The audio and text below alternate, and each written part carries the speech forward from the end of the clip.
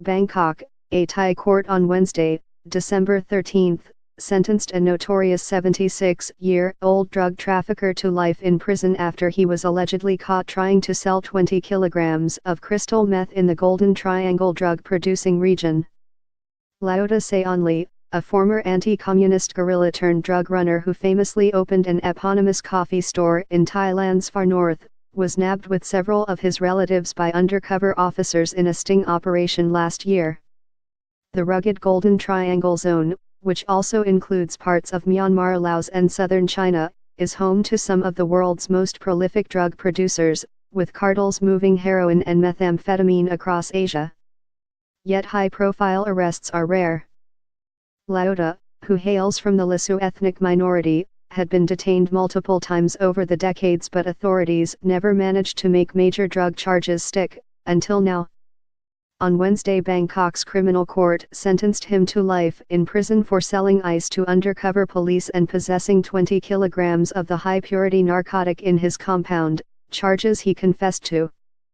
The court ruled to give him the death penalty for possession and intention to sell 20 kilograms of ice, but due to his confession the sentence was reduced to life in prison and 2.5 million baht, $77,000 fine, the judge said.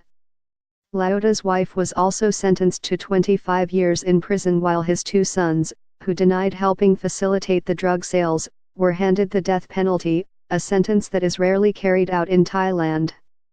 The sons, one of whom was a local administrator in Chiang Mai province, will appeal, according to Lauda's lawyer. At the time of his arrest, some commentators expressed surprise that such a wily survivor of the drug trade had allowed himself to be caught so red-handed. In a 2011 interview with the Bangkok Post, Lauda shared details of his remarkable life. He said he joined the anti-communist Kuomintang as a child soldier and rose up through the ranks. Like many Kuomintang cadres, he later fought for Thailand against communist insurgents in the 1970s in exchange for sanctuary. He is widely thought to have had ties to Asia's most notorious drug trafficker Khun Sa, a Myanmar-based rebel leader who was one of the world's most wanted men until his death in 2007. In recent years, Lauda opened a coffee store, Lao Ta Coffee, visited by more intrepid travelers journeying across Thailand's north. During its heyday in the 1970s and 1980s, the Golden Triangle was home to the world's top opium market in Myanmar, a designation it lost to the Afghan farmers who now dominate the trade. But the region is now the heart of Asia's methamphetamine production, with warlords pumping out record numbers of caffeine-laced yaba meth pills and the more addictive crystallized ice version. Thai police have made record seizures. But those arrested tend to be low-level mules, whilst there has been no rise in street prices, showing the cartels can easily make up for busts.